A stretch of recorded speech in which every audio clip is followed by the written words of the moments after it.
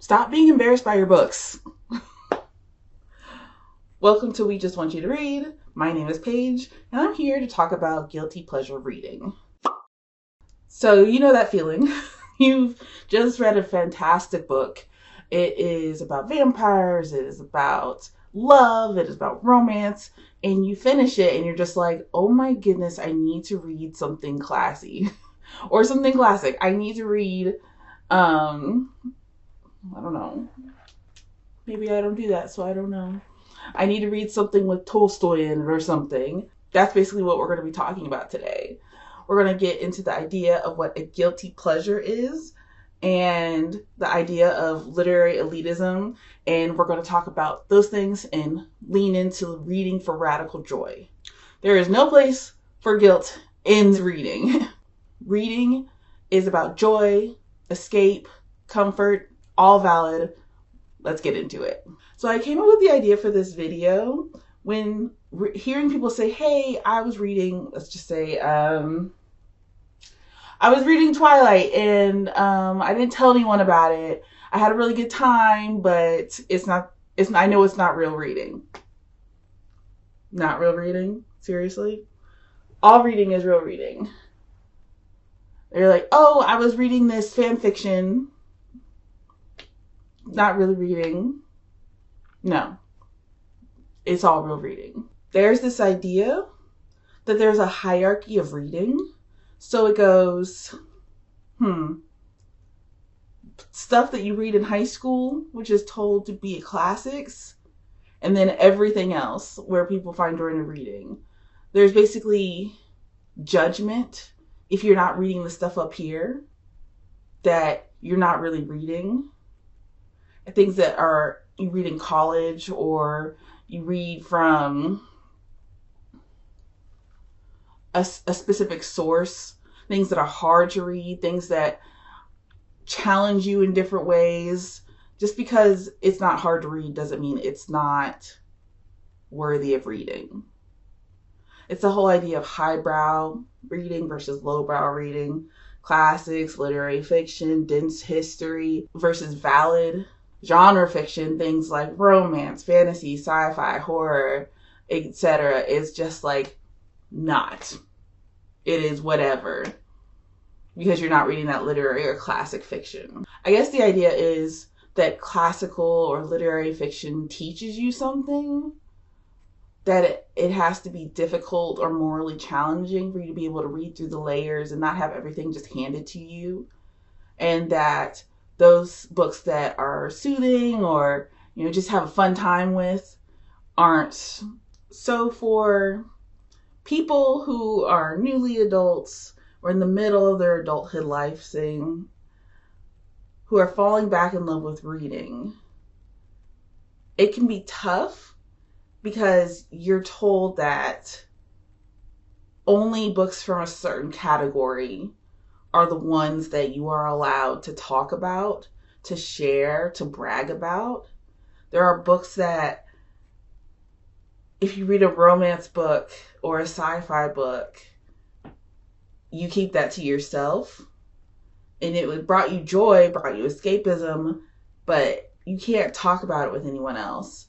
And I'm thinking, we're already so stressed and overworked in our daily lives. We go to work, we go home, we try to fit in exercise and family time, friends, all this stuff. If you find joy in a book on top of all of that, come on. That's something to brag about or enjoy at the very least. Like, it's just not, it's not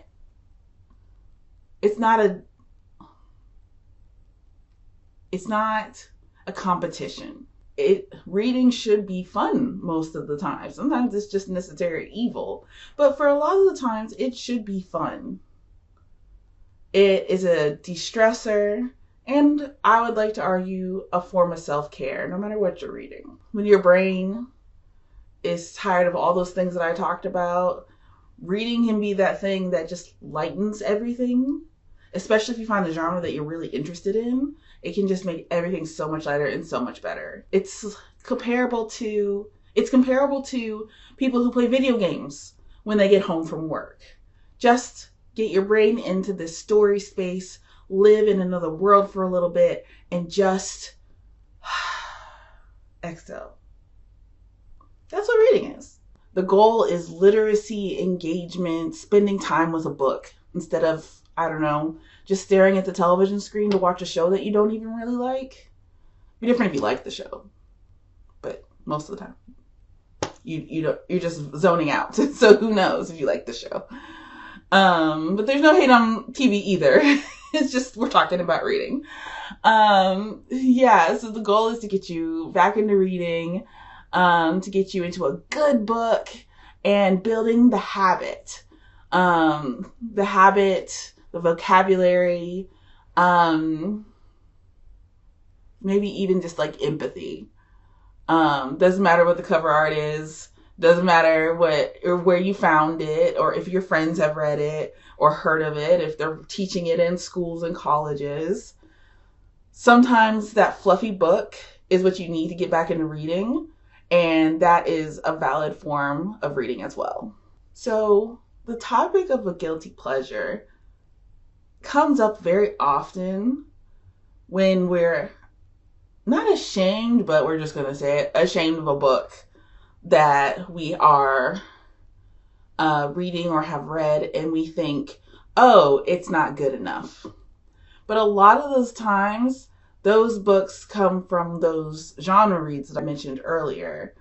Those are the romance, the YA, fanfic, cozy mysteries, all those things. And they're often books written by women, and they're not taken as seriously, or LGBTQ or BIPOC voices. And I don't know where that came from, but I'm hoping that that's on the mend as new generations of readers are coming in and saying, hey, that's not okay. They're coming around and they're saying, we support this. This is real reading. We got this. But historically, guilty pleasures are like, oh, let me just go over here and read this romance real quick.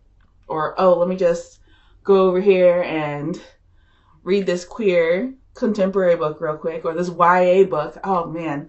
I remember when booktubers on YouTube were getting so much flack, especially the women, were getting so much flack for reading YA, and they were not the ages 14 to 17. Like, it's like, we can't do nothing right. We can't get it. Just get it together. It was just a mess. And now it's more along the lines of read what you'd like to read. Reading is good in no matter what form. Though the question could be said that the argument can be made that for some YA, it has been aged up to match the reader base that is older. But that's a different discussion for a different time. We're talking about guilty pleasures. Don't think I didn't forget. I didn't. Back into guilty pleasures. We call them guilty because there's some type of like shame attached to it. And we're subconsciously like dismissing the labor that goes into making a book or a story and saying, oh, that wasn't good enough for me to talk about. That wasn't good enough for me to tell people about, brag about, advertise, anything like another book would. Like, let's just go back to it. Tolstoy is, or Dickens is. So it's kind of belittling to say, oh, I enjoyed this book, but only as a guilty pleasure. Love it out loud. Love it strongly. Love it greatly. There's no guilt in these waters.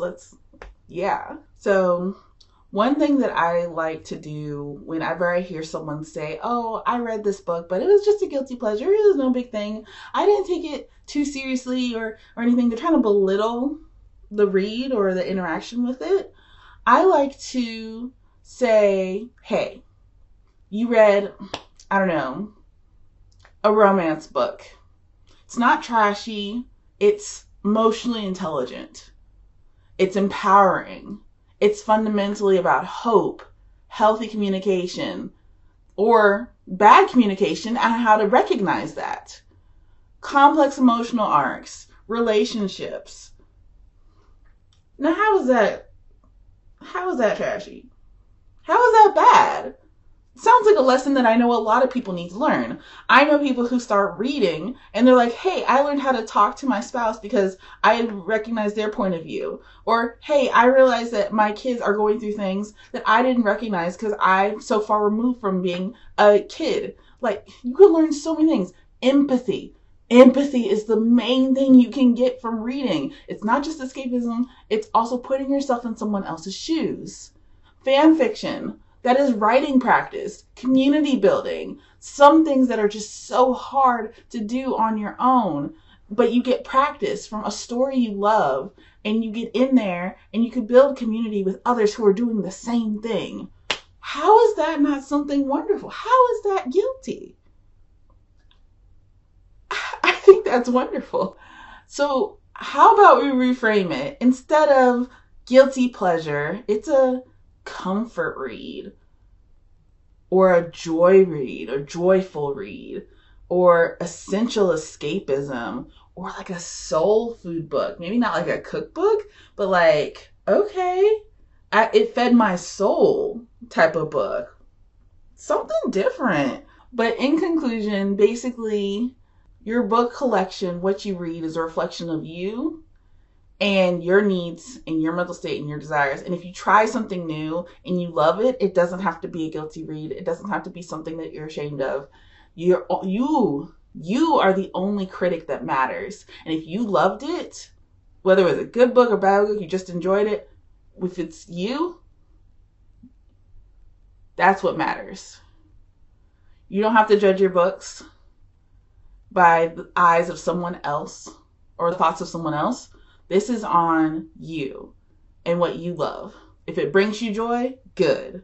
You're reading, good. That is all that matters, period. We're going to get rid of this phrase, guilty pleasures, and we're going to grow past it. And in the meantime, pick up a new book. So that's it. This has been We Just Want You to Read. My name is Paige. Next week will be Darren. So just drop a comment. Tell me what book you used to be embarrassed by but are now proudly recommending. Let's be a shame-free environment with our books. Okay? Okay. Bye.